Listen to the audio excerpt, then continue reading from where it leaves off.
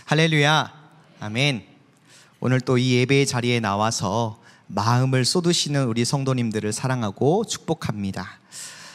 지난 주일 오전 예배 때 사무엘상 16장 말씀을 통해서 우리 하나님 아버지께서 진정으로 중요하게 보시는 것이 무엇인지를 다시금 우리가 깨닫게 되었습니다.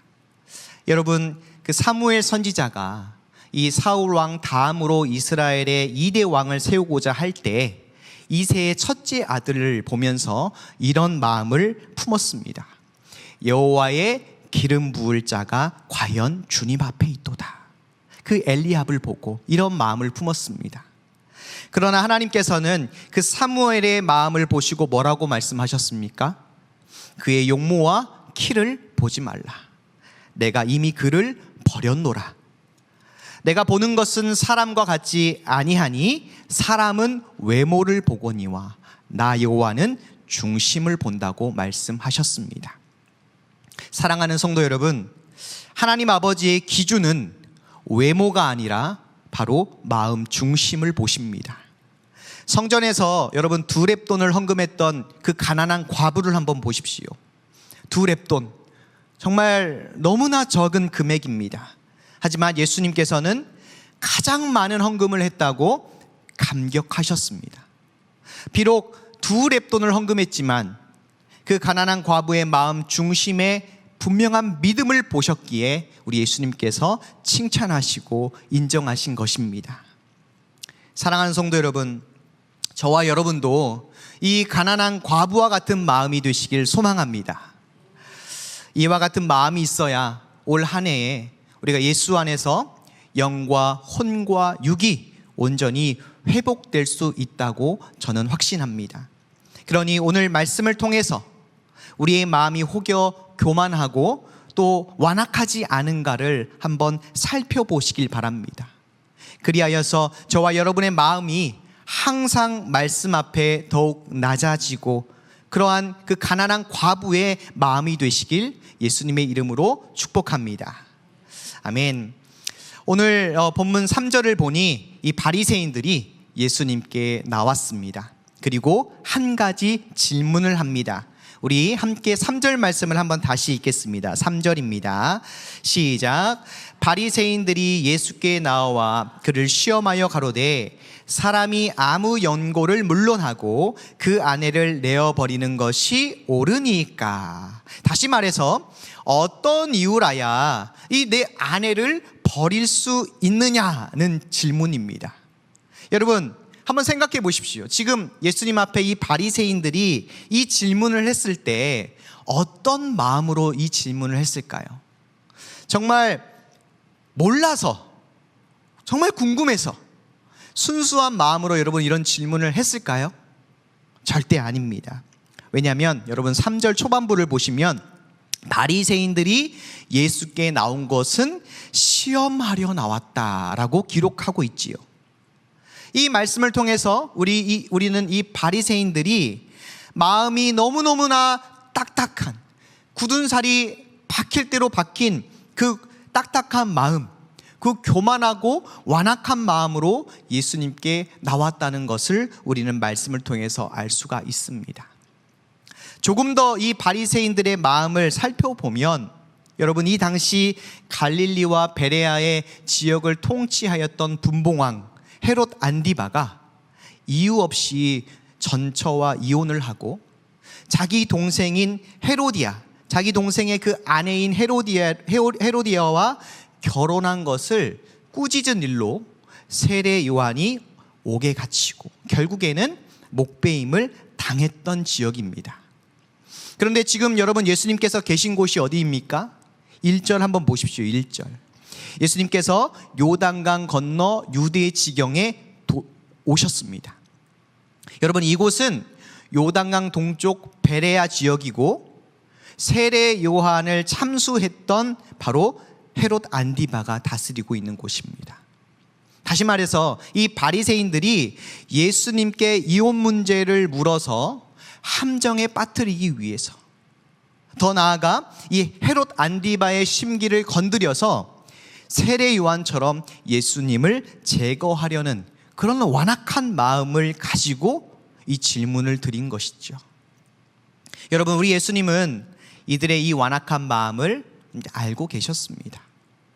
그리고 창세기 2장 24절 말씀을 인용하시면서 하나님이 연합하게 하신 결혼을 인간이 나눌 수 없다고 분명하게 선언하셨습니다. 그러자 바리새인들이 가만히 있지 않죠. 신명기 24장 1절 말씀을 가지고 모세는 왜 이혼 증서를 써주고 아내를 버리라고 허용했는지 다시 되물었습니다. 예수님께서는 모세가 이혼 증서를 허용한 것 자체를 부정하지는 않으셨어요. 그러나 이 모세가 이혼을 허락한 그 이유가 너희 마음이 완악함 때문이다 라고 밝히셨고, 이혼은 본래 하나님의 뜻이 아님을 다시 한번 말씀하셨습니다. 사실 모세는 이스라엘 백성들의 그 완악함과 온갖 탐심으로 하나님께서 세우신 그 거룩한 결혼 제도가 무너질 때, 깨질 때 여성을 보호하기 위해서, 그 아내들을 보호하기 위해서 불가피하게 이혼 정서를 써주는 조건으로 바로 이혼을 허용한 것입니다. 다시 말하면 이 대부분의 남자들의 그 완악함에서, 그 욕심으로 인해서 그 여성을 보호하기 위한 최소한의 안전장치가 바로 이혼이었던 것입니다. 여러분, 모세가 살았을 당시, 그리고 이 바리새인과 예수님이 살았을 당시에 아내의 그 여자의 그 권리가 높았을까요? 감히 아내가 먼저 이혼하자고 요청할 수 있었을까요? 그럴 수 없었습니다. 그런 이유로 예수님은 아내가 음행한 경우가 아니면 이 남편이 아내에게 이혼을 요구할 수 없다고 분명하게 선언하셨습니다. 사랑하는 성도 여러분, 이 이스라엘 백성들, 특별히 말씀을 맡은 자들, 이 바리새인들의 잘못된 부분이 무엇입니까? 바로 하나님의 말씀을 자기 편의대로 해석하여서 아내를 버릴 수많은 명분을 만들었다는 것입니다. 그렇게 유대 전통에서 이혼 자체는 합당한 것으로 만들어서 하나님께서 세우신 그 결혼 제도를 왜곡시킨 점이 잘못된 점입니다. 여러분, 하나님께서 우리에게 말씀을 주신 이유가 무엇입니까? 디모데후서 3장 15절에서 17절에 잘 나와 있습니다. 성경은 그리스도 예수 안에 있는 믿음으로 구원에 이르게 하는 지혜를 얻기 위해서 우리에게 주셨지요. 또 교훈과 책망과 바르게 함과 의로 교육하기에 유익하여서 하나님의 사람으로 모든 선한 일을 온전케 하기 위해서 주셨습니다. 다시 말해서 구원받은 하나님의 자녀로 하나님 아버지를 더욱 바르게 알아가고 하나님의 자녀로 온전케 되기 위해서 말씀을 주셨다는 것입니다. 그러나 이 바리새인들은 자신들의 욕심과 완악함으로 말씀을 왜곡하고 변질시켰다는 것이 치명적인 문제점입니다. 더욱 안타까운 것은 말씀이 육신이 되어 세상에 오신 그 예수님과 지금 바로 눈앞에서 대화를 하고 있음에도 불구하고 이 바리새인들의 교만과 완악함은 좀처럼 깨지지 않았다는 것입니다.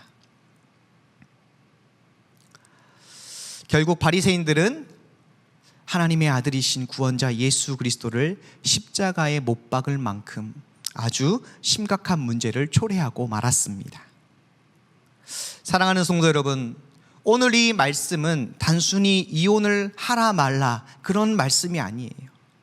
더 들어가서 이 바리새인들의 안타까운 모습을 통해서 우리의 신앙에 경종을 울리는 그런 말씀입니다.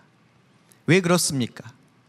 저와 여러분들도 얼마든지 이 바리새인들처럼 개인의 욕심과 그 완악함으로 하나님의 그 말씀을 합리화하고 왜곡시킬 수 있기 때문입니다. 여러분, 바리새인들은 그 누구보다 예루살렘 성전에 모이기를 힘썼고 또 말씀을 가까이 하고 때를 따라 금식하며 기도하고 철저하게 신앙생활을 했던 사람들입니다. 그렇지만 그 하나님 말씀 앞에 그 마음 중심이 떠나 있었기 때문에 예수님을 그리스도요 살아계신 하나님의 아들이심을 알아보지 못했습니다. 심지어 예수님을 십자가에 못 박았고 자기들만의 메시아를 아직도 기다리고 있습니다. 아무리 열심히 신앙생활을 할지라도 하나님 말씀 앞에 이 자신의 마음을 살피지 않는다면 바리새인들처럼 얼마든지 영적인 맹인이요, 그 맹인이 또 다른 맹인을 끌고 가다가 함께 구덩이에 빠지게 되고 만다는 것입니다. 사랑하는 성도 여러분, 우리의 마음이 오늘 이 예수님 앞에 서 있는 바리새인들처럼 완악해지지 않도록 늘 깨어 있기를 소망합니다. 매 순간 그 예수님의 온유하고 진실하고 겸손한 마음을 주셔서 어린아이처럼 말씀을 받고 순종하는 하나님의 자녀가 되게 해달라고 부르짖으시길 소망합니다. 정말 2렙돈밖에 드릴 것이 없지만 믿음을 가지고 온 마음을 쏟아 놓았던 그 가난한 과부가 되어서 하나님 아버지의 마음을 감격해 해드리는 우리 수지산성 가족 모두가 되시길 예수님의 이름으로 축복합니다.